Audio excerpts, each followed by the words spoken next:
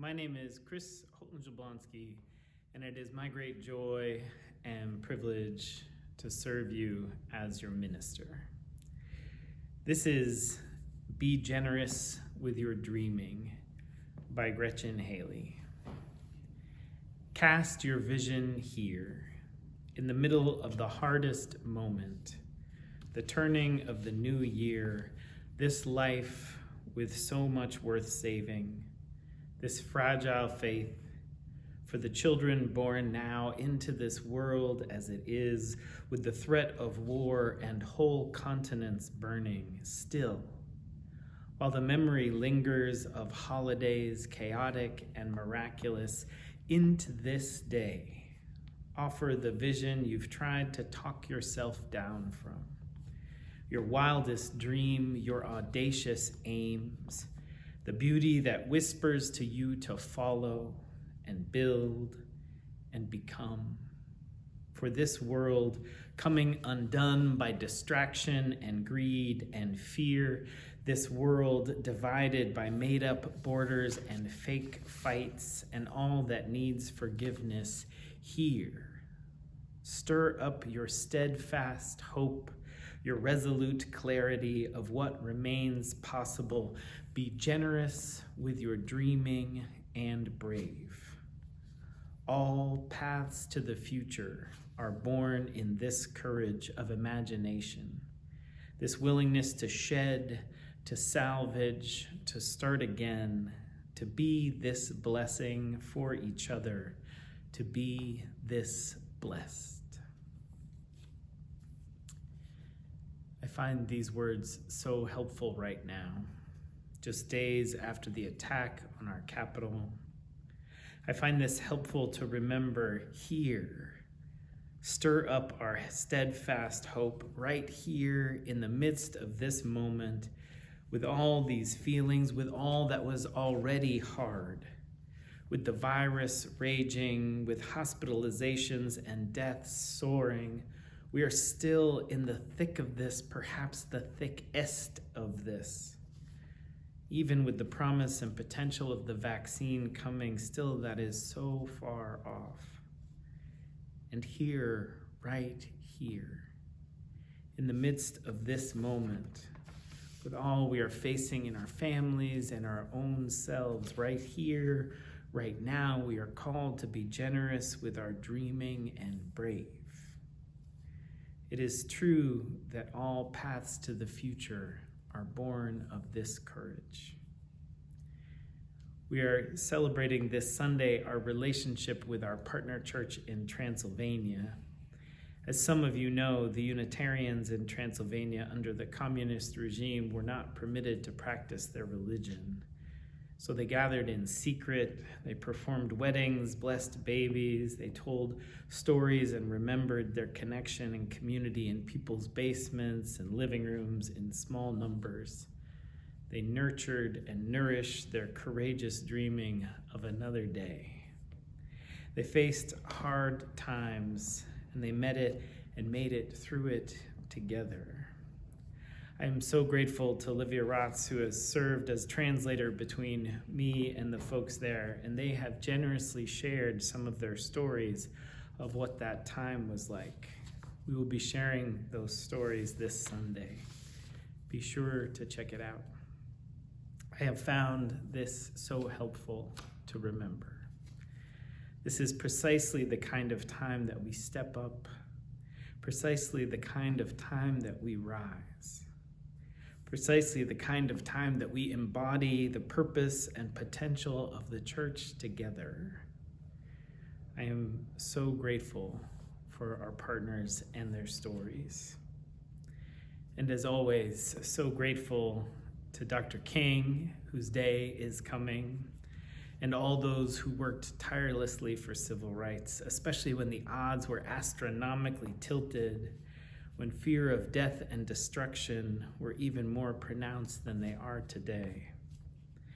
This is from a piece that my beloved Lauren Smith wrote called For Freedom. She writes, I think of Fannie Lou Hamer.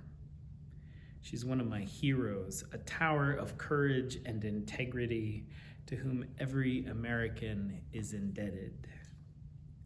Hamer was born to a sharecropping family in Mississippi in 1917. Sharecropping was slavery light in many ways. Often sharecroppers were not allowed to leave plantations on which they worked without the permission of their owners. There was an elaborate system of finance that bound families to plantations through debt and being forced to purchase food and supplies from owners at inflated prices. And while Black people technically enjoyed the rights of citizenship, there was a cultural prohibition against exercising those rights, backed up with the threat of violence. This is how Fannie Lou Hamer grew up. It's all she knew. But from very early in her life, she was determined to get away. One day in 1962, she attended a mass meeting sponsored by SNCC, the Student Nonviolent Coordinating Committee. SNCC organizers were encouraging Black people to register to vote. Ms. Hamer says she didn't even know that Black people could vote. 72% of the people in her area were Black, which means that if Black people voted in large numbers, they could upend local power dynamics. When the organizers asked who would go down to the courthouse to register, Ms. Hamer volunteered. She went by bus with a group of people down to the courthouse and made her wishes known. The people on the bus were afraid, but when the tension started to rise, Ms. Hamer began singing with her powerful, deep voice what would become her signature song, "This Little Light of Mine," and the people settled down a little. Days later, she had to flee from her home with her family to a friend's home. An attempt was made on her life there. She fled to a third location, but somehow an organizer tracked her down to the plantation shack. He walked into the door and found her sitting in a chair next to a wood stove. He said, "I'm looking for Fannie Lou Hamer." She rose from her chair, not yet sure who he was, not knowing whether he was friend or foe. She stood up and said, "I am Fannie Lou Hamer." In later years, she would endure threats and a brutal beating at the hands of police officers in Winona, Mississippi, a beating that caused permanent damage to her internal organs. But after that, she said, "From the time I began working, I never had a mind to stop. After that happened to me in Winona, I knew there wouldn't be anything to stop me other than death." My wife writes, "I heard her say these words in an old recorded interview. When Ms. Hamer said, 'After that happened to me in Winona,' I expected the sentence to end the way I would have ended it. I expected her to say, 'I lost my faith,' or 'I had to retreat for a while,' or 'I didn't know if I could go on.' But she said, 'I knew there wouldn't be anything to stop me other than death.' I will never be as strong as that woman. I can't fathom moral courage like that or a will to live free that runs that deep, but we, bolstered by her example, can live into the outer reaches of our own capacity for moral courage, love, and allegiance to life, especially now. In these turbulent times, it matters that we embrace life, that we work for the freedom of all people. It matters that we, in the words of Dr. King, carry our nation back to those great wells of democracy which were dug by our founding fathers. This is our work.